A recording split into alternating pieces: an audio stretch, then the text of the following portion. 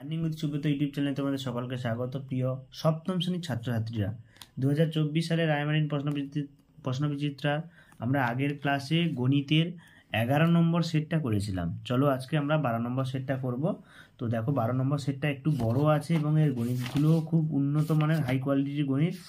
তো চলো 12 নম্বর স্কুলে কী কী গণিত বলেছে সেইটা। 12 নম্বর স্কুলটা কী বলছে দেখো, মহিষাদল রাজ হাই স্কুল। তোমরা পূর্ব মেদিনীপুরের মহিষাদল কলেজ শুনবে, সে মহেশের রথযাত্রা যেখানে হয়েছিল, তো সেই জায়গার স্কুল এটা, পূর্ব মেদিনীপুরের মহিষাদল। তো দেখো গণিতগুলো কী কী বলেছে, একদম সুন্দর সুন্দর কয়েকটা গণিত দিয়েছে, দারুণ, এবং গণিতগুলোর কোয়ালিটিও খুব উন্নত মানের। তো প্রথম বলছে এ বি সি সংখ্যা তিনটি ক্রমিক সমানুপাতি হলে তাহলে ক্রমিক সমানুপাতি হওয়ার শর্তটা কি, ঠিক আছে।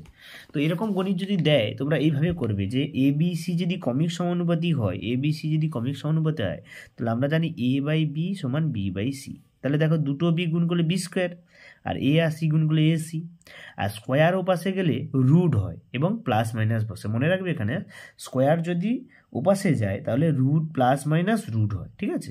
তাহলে অ্যান্সারটা কি, বি এর মান প্লাস মাইনাস রুট এসি। তাহলে অ্যান্সারটা কত হবে না, শর্তটা কি না, যদি বি এর মান root of plus minus ac হয় তাহলে এটা হতে পারে, তাই তো। তাহলে এটা ক্রমিক সমানুপাতি হতে পারে। পরের প্রশ্ন কি বলেছে দেখো, পরের প্রশ্ন বলেছে এটা সূচক e⁻7 e⁵ ইন্টু e⁻−2 এর মান কত। তো সূচকের মানটা দেখো, এর মান যে ভাগে আছে এই জন্য উপরে বিয়োগ করেছি, আর এই স্কোয়ারটা নিচে চলে আসবে, তাই না। -2 মানে কি 1/a²। তাহলে আবার 2টা আবার উপরে যাবে, দেখো এটা বিয়োগ করে 2, আবার এই 2 কাটলেও বা স্কোয়ার কেটে গেলে 1, তাহলে অ্যান্সারটা কত হবে 1। ভাষা লিখবে অতএব নির্ণয় সূচকীয় মান সমান 1। পরের কোনটা দেখো বলেছে একটা সরল দিয়েছে, এই সরলের দশমিক বিন্দুর পর অঙ্ক সংখ্যা কটি হবে। তো সরলটা দেখো আমি করেছি, এটাকে এটাতে ভাগ করেছি। দেখো দশমিক তুললে এখানে নিচে হবে, দেখো এই যে 100 হবে, তাই না। আবার 10 হবে এটা তুললে, আর এটা উপরে তুললে হবে 100। কাটাকাটি করে কত পাচ্ছি না 708/10, তাই তো, 708/10, তাহলে 70.8। বলছে দশমিক বিন্দুর পর সংখ্যা কটি, একটি। দেখো এই যে দশমিক বিন্দুর পর একটাই সংখ্যা 8 আছে না, তাহলে কত হবে, অ্যান্সারটা হবে একটি। তাহলে কত দাগের অপশানটা ঠিক হবে না, এর দাগের অপশানটা ঠিক। তোমরা সাইডে এর দাগের অপশানটা লিখে দেবে, ওকে, এই এর দাগের অপশানটা লিখে দেবে ভাই। পরের প্রশ্ন কি বলছে দেখো, 4এরটা, যে ট্রাপিজিয়ামের উভয় জোড়া বিপরীত বাহু সবসময় অসমান।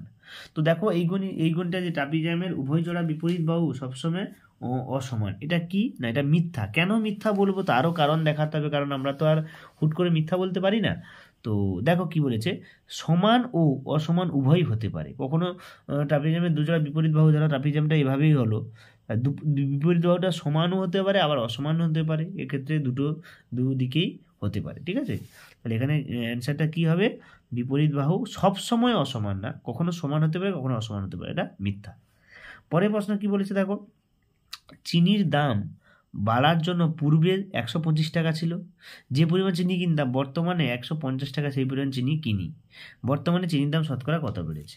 তো এখানে দেখো আমি সুন্দরভাবে করেছি, এক্স ধরি চিনির দাম আগে 125 টাকায় এক্স কিগ্রা কিনতাম, তাই না, এক্স কেজি চিনি কিনতাম, তাহলে 1 কেজি চিনির দাম কত পড়ছে, 1 কেজি চিনির দাম কত, দেখো 125 টাকা দিয়ে এক্স কেজি পাওয়া যায়, তাহলে 1 কেজি চিনির দাম এক্স 125/x, তাই না।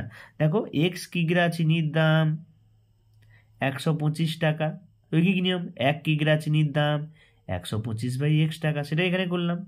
আবার 150 টাকায় ওই একই পরিমাণ চিনি কেনা হয়েছে, অর্থাৎ আবার 1 কেজি চিনির দাম 150/x টাকা, তাই না, সেক্ষেত্রে এই একই রকম নিয়ম, ঠিক আছে। তাহলে এরপরে কি করেছি দেখো, পরের পেজে আছে যে তাহলে এখানে করেছি 1 কেজি চিনির দাম কত বেড়েছে না, পরে যেটা হয়েছে আর আগে যেটা ছিল সেটা বিয়োগ করলাম, কত 25/x টাকা, তাহলে শতকরা কত বেড়েছে, তাই তো।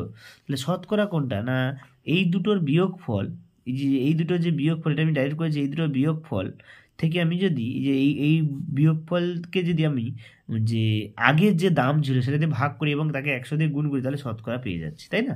তো সেক্ষেত্রে দেখো এটা ক্যালকুলেশন করেছি কত, ওইটা 25/x যে বেরিয়েছে এটাকে আমি লিখেছি, আর নিচে কত 125/x, x কাটবে, তাহলে অ্যান্সারটা কত হচ্ছে 20 টাকা। তাহলে দাম কত বেড়েছে, শতকরা দামটা হচ্ছে 20 টাকা বেড়েছে, ঠিক আছে, বুঝতে পেরেছো। তাহলে এইটা এই পর্যন্ত হবে অ্যান্সার।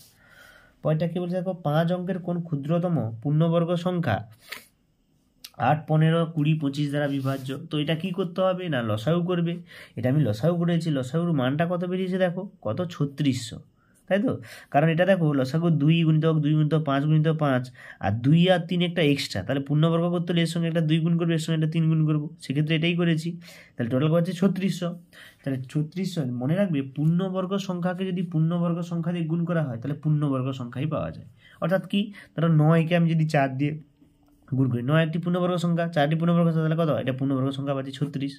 তাহলে সেরকম আমি প্রথম 4 দিয়ে চেক করেছি, তারপরে 9 দিয়ে 16 দিয়ে পূর্ণবর্গ সংখ্যা দিয়ে চেক করবো। তাহলে যখন দেখছি আমি 4 দিয়ে চেক করছি 14,400, এটা কি হচ্ছে 5 অঙ্কের, কি বলেছে 5 অঙ্কের ক্ষুদ্রতম পূর্ণ, তাহলে এটাই সবচেয়ে ছোট 5 অঙ্কের ক্ষুদ্রতম সংখ্যা, তাই না? 1 দিয়ে দিলে তো হবে না, তাই না? আর 9 দিয়ে দিলে তো বড় হয়ে যাচ্ছে, তাই ক্ষুদ্রতম চাইছে, তাহলে 4 দিয়েই দিলে কত আছে 14,400, এটা হবে সঠিক অ্যান্সার। বুঝতে পেরেছো সবাই সকলে? এই যে এটা।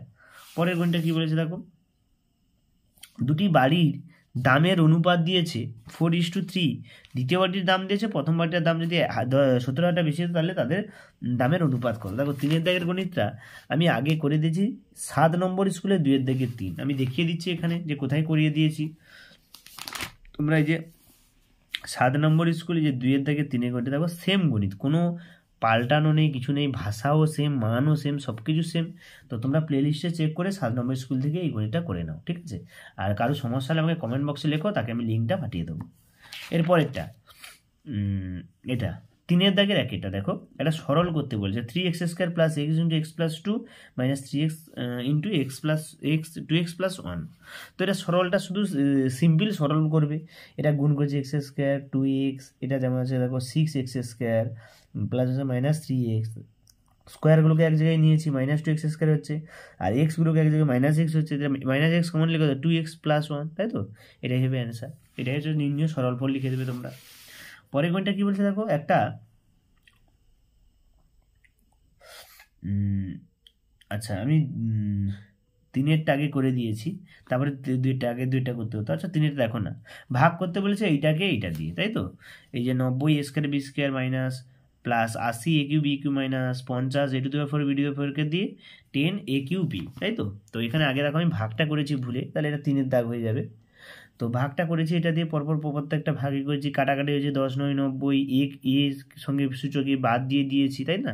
তো সেখান থেকে আনসারটা কত, -9b/a plus 8b² minus 5a b³ ভাগফল, এটাই হচ্ছে নির্ণয় ভাগফল, ঠিক আছে? এরপরে সূচকটা দেখো যে 3 × 7² × 4 21 × 112, তাই তো?